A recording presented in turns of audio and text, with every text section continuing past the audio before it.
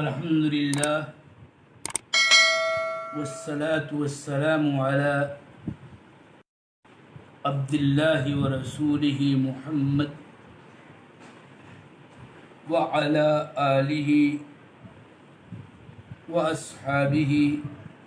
اجمعین. اما بعد فإن اللہ تعالى يقول في كتابه هو الأول والآخر والظاهر والباطن وهو بكل شيء عليم.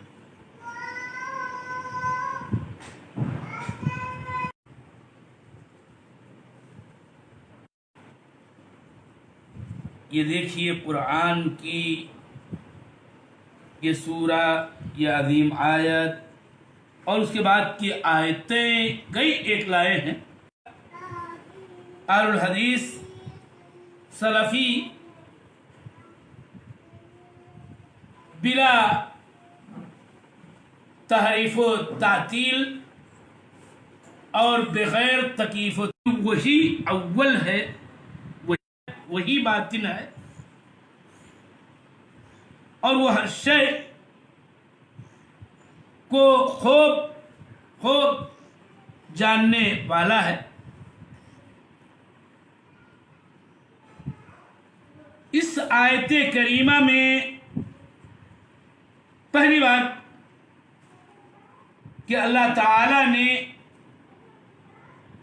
شروع میں 4 اپنے اسماء الحسنی میں سے بیان کیا، 4 اسماء کا، اور وہ اول، آخر، ظاہر، باطن.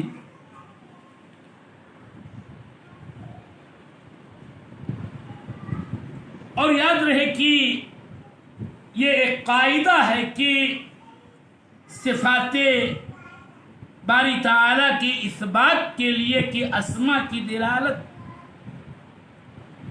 جن معانی پر ہوتی ہے وہ اللہ تعالیٰ کی صفت بنتی ہیں. اس طرح سے اللہ تعالیٰ کی 4 صفتوں کا گویا اس میں ذکر ہے، اور وہ ہے صفت اولیت اور آخریت اور صفت ظاہریت اور صفت باطنیت. میرے محترم سامعین، میں آپ کو اب ان اسماء اور وہ صفات جن پر ان اسماء کی دلالت ہوتی ہے ان کے معنی و مفہوم کی تشریح سے متعلق بات پیش کرنا چاہتا ہوں. یاد رہے کہ یہ اسماء اربع، ان کے معانی کی تفسیر و توضیح میں اگر ہم متکلمین ارباب کلام مذموم کی باتیں دیکھ لیں تو عجیب و غریب تفسیرات ان سے منقول ہیں، اور ان کی عبارتیں اس سلسلے میں حد درجہ اضطراب، تضاد اور لا یعنی معانی کا جہاں اس میں ہے. سچی بات یہ ہے کہ ان تفسیرات کی ہمارے لیے کوئی ضرورت نہیں، نہ کوئی حاجت ہے، بالخصوص اس لیے کہ اللہ کے نبی صلی اللہ علیہ وسلم معصوم الصادق المصدوق علیہ الصلاۃ والتسلیم کی جانب سے ان اسماء اربع کی تفسیر و توضیح وارد ہے. صحیح مسلم کی روایت لمبی. رات میں سوتے وقت اللہ کے نبی صلی اللہ علیہ وسلم دعا کر، اس دعا کے الفاظ میں یوں آیا، روایت کا اس قدر حصہ میں آپ کے سامنے پیش کر رہا ہوں. کہ آپ نے اس دعا میں یوں فرمایا اللہم انت الاول فلیس قبلک شیء وانت الآخر فلیس بعدک شیء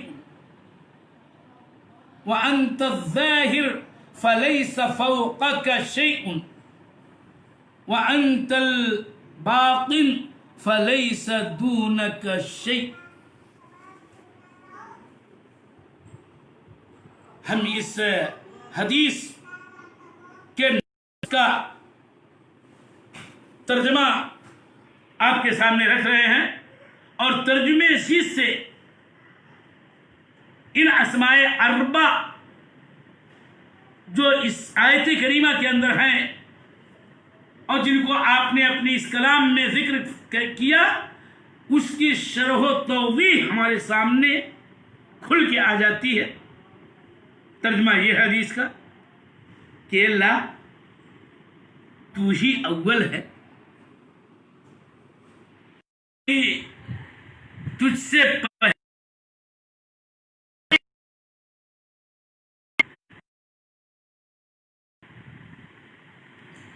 اور اے اللہ آخر ہے کہ تیرے بعد کوئی نہیں، کچھ بھی نہیں۔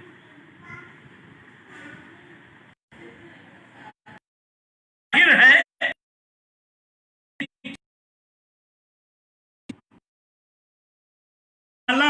اعلیٰ کوئی نہیں، کچھ بھی نہیں، اور تو الباطن ہے کہ تجھ سے قریب کوئی نہیں، کچھ بھی نہیں۔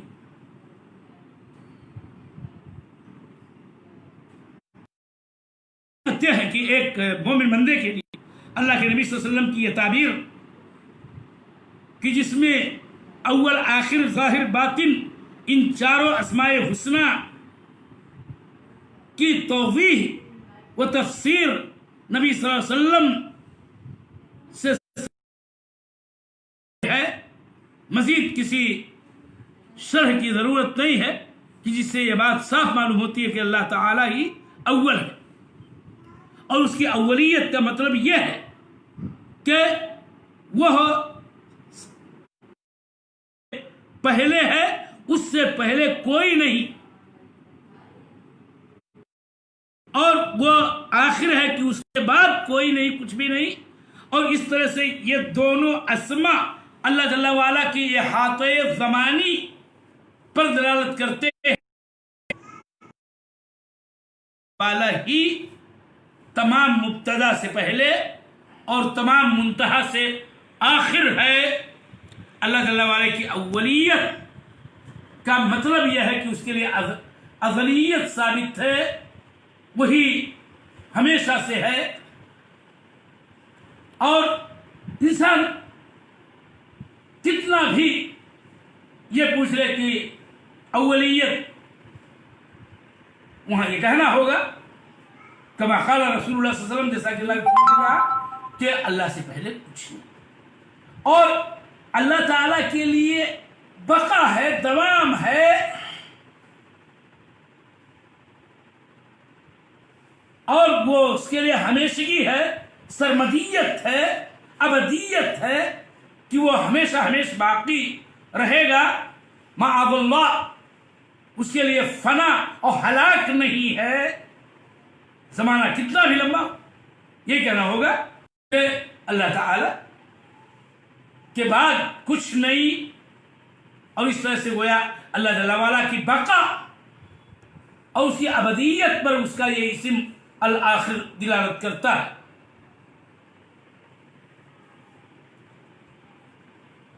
رہا اس میں ظاہر، تو یاد رہے کہ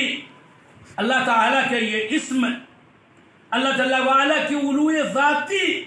پر دلالت کرنے والا ہے، کہ آپ نے یوں فرمایا رسول اللہ صلی اللہ علیہ وسلم نے کہ فَلَيْسَ فَوْقَكَ شَيْءٌ، اللہ تعالیٰ تو اب ظاہر ہے کہ تجھ سے اوپر کوئی نہیں، یا اللہ جل وعلا کی بلندی، اس کے علو، اس کے اونچائی پر ہونے کی دلیل ہے۔ اور ابھی پچھلے درس میں گفتگو علالی کے تعلق سے کرتے ہوئے یہ بات بتائی گئی کہ اللہ تعالیٰ کے علو کی کتاب و سنت میں دلیلیں کئی ایک ہیں، جس سے یہ ثابت ہوتا ہے کہ اللہ تعالیٰ اپنی تمام تر مخلوقات کے اوپر وہ عرش پر مستوی ہے، اور اس کے لیے جہت علو ہے، اور یہی اشرف الجہات ہے جو اس کے شایان کے مطابق ہے، جس کے بارے میں ہم کوئی زیادہ قریب نہیں کرتے ہیں، ایمان رکھتے ہیں کہ اللہ تعالیٰ سب سے اوپر ہے، تمام مخلوقات کے اوپر ہے۔ اور یہی بات اللہ کے نبی صلی اللہ علیہ وسلم نے الظاہر کی تشریح کرتے ہوئے یوں کہا بھی کہ اللہ تو ظاہر ہے، تجھ سے اوپر کوئی نہیں۔ فَعُلِمَ مِنْ ذَلِكَ بِأَنَّ اللَّهَ تَعَالَى فَوْقَ جَمِيعِ مَخْلُوقَاتِهِ مُسْتَوٍ عَلَى عَرْشِهِ وَهُوَ الْعَلِيُّ المطلق۔